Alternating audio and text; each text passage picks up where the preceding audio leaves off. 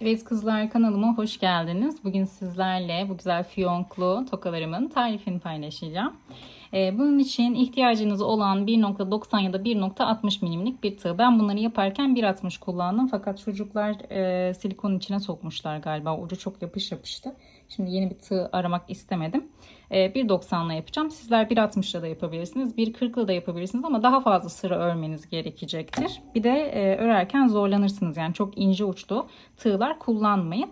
İp olarak yine pamuk içerikli ipler kullanabilirsiniz. İhtiyacınız olan şey, ben burada gold clips kullandım. Ama normal örgülü çıt çıtlarınızın ördükten sonra hemen kenarına da yapıştırabilirsiniz. Bandanalarda da kullanabilirsiniz. İsterseniz taçların üzerine küçük böyle bir tanecik yapıp kullanabilirsiniz. Sade ve şık sevenler için. Malzemeleri benden alabilirsiniz kızlar. Dediğim gibi sadece gold clip satmıyorum. Bunda da çok pahalı olduğu için satmıyorum. Şöyle, bunlarda da zaten alanlar, kullananlar olmuştur. Kalitesi çok güzel. Ben bunu çok seviyorum. Boyut olarak da gayet ideal. Hemen başlayalım. Şimdi kızlar, şöyle hafif paylı bir ip bırakın. Çünkü içerisine gizlemek zorundayız. Uç kısımda kalacağı için. Çünkü iki ucumuz da dışarıda. Şu içeriye kadar gizleyebileceğimiz bir ip olması yeterli. Başlangıç zincirini çektikten sonra başlangıç ilmeğimizi attık. Hemen başlıyorum. 1, 2, 3, 4. Bunu isterseniz 3 ile de yapabilirsiniz, 4 ile de yapabilirsiniz. Ben burada 4 kullandım. Bir tık daha ince olsun isterseniz 3 zincirle başlayabilirsiniz. Hemen bakın, dördüncüye değil şu üçüncüden şöyle ilmeğimi aldım. İkinciden de aldım. Birinciden de aldım. Şöyle tığımda 4 tane ilmek oldu. Normalde 3 ile de yapabilirsiniz, 4 ile de yapabilirsiniz. Ama ben bu 4'ün kalınlığını seviyorum. 3 biraz daha hemen şey yapıyor. Nasıl diyeyim, sönüyor.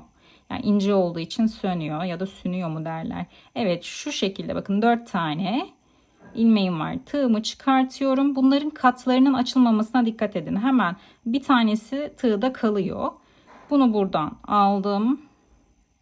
Hemen ikincisini aldım. Birinciyi alırken arka kısmı çok kasmayın. Yani şuradaki bu ip, şu ip kasarsa buruş buruş bir görüntü olur. Bakın mesela şöyle hafif rahatlatıyorum ilmeklerimi ve tığımı çekiyorum. Kıpırdatmamam lazım. Hemen bunu aldım. Şöyle çok sakince, çok rahatça alın. Arkadan da isterseniz parmağınızla tutun. Şöyle iplerimin katlarının açılmaması lazım. Kat açıldığında da bu sefer görüntümüz güzel olmaz. Bu şekilde. Bunun yapımını çok sormuştunuz. Farklı aletleri varmış galiba bunların örmek için, ya da şişle örenler de olabilir. Şiş de olabilir. Aslında şiş de kullanabilirsiniz ama ben bunda daha rahat ediyorum. Tığ işine elim alıştığı için sanırım. Şu son ilmekte alırken dikkat edin kızlar. Sadece son ilmekte zorlanabilirsiniz. Çünkü ipi çekerken birinci şu ilmeğiniz küçülüyor. Tığ sokarken şey yapmıyor, yani çok zor sokulabiliyor içine. Şöyle genişletin, sonra çekin ve almaya başlayın. Burada sıra numarası vermeyeceğim. Yani şu kadar sıra yapın, bu kadar sıra yapın diye vermeyeceğim. Santim vereceğim. Toplamda 20 ya da 21 santim, hatta 20,5 falan bile yapsanız ideal oluyor. Daha uzun, kuyruklarını bir tık daha uzun isterseniz bence 21 yapın. Daha iyi olabilir. Ben şimdi müşterim ne isterse onu yapıyorum. Önceki görsellerim nasılsa öyle devam ediyorum. Bir önceki görselime zaten bakabilirsiniz. Onu 3 ilmekten oluşturmuştum. Bunu da 4 ile yaptım. Bu daha tok durdu. Daha kullanıldıkça sönmeyeceğini düşünüyorum. Evet, bu şekilde.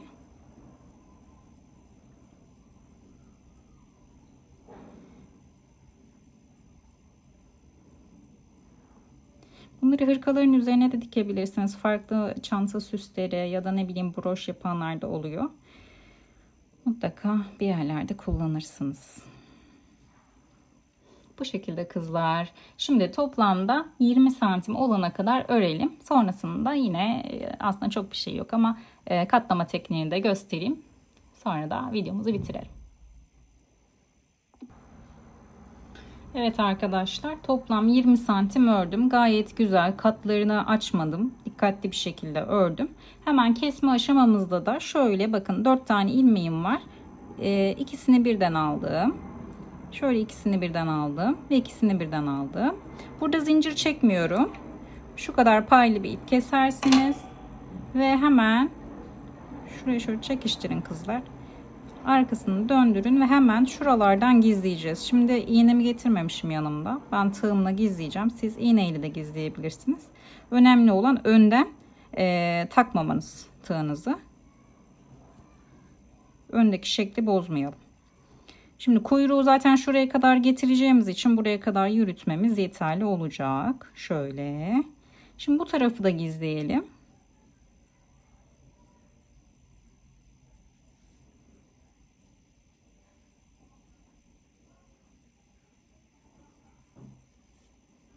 Tamamdır. Şimdi hemen iplerimin görünen kısımlarını kesiyorum.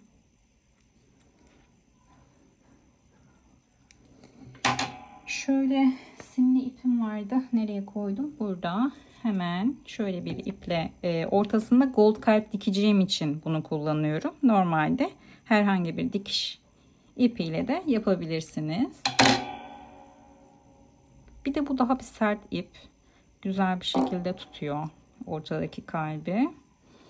Şimdi şöyle şuradan kuyruk için şöyle düz bir şekilde tutun. Bunu çok döndürmeyin. Şöyle hatta ikiye katlayın. Şuradan kuyruk kısımları için şu kadar yeterli diye kafamdan hesaplıyorum. İkisinin boyu aynı olsun. Hemen bakın bunu böyle çeviriyorsunuz. Böyle. Böyleydi.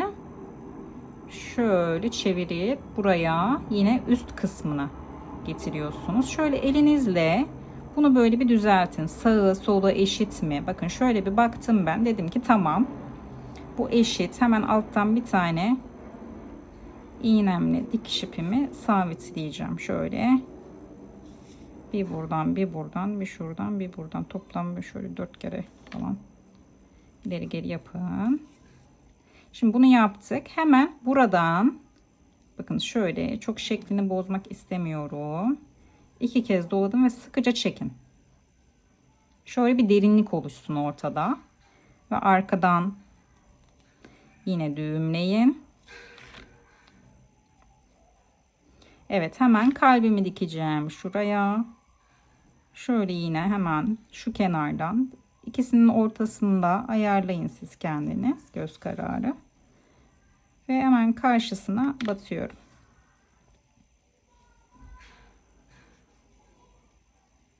Şöyle 2 kez dolamam yeterli oluyor benim bu ipte. Ama dikiş ipi kullansaydım 3 kez falan dolayabilirdim. Bu ip daha sert, daha kopmayan bir ip olduğu için şöyle iyice çekiştirdim. Bakın derine doğru, içeri doğru girdi. Böyle çok fazla iplerimiz falan görünmüyor.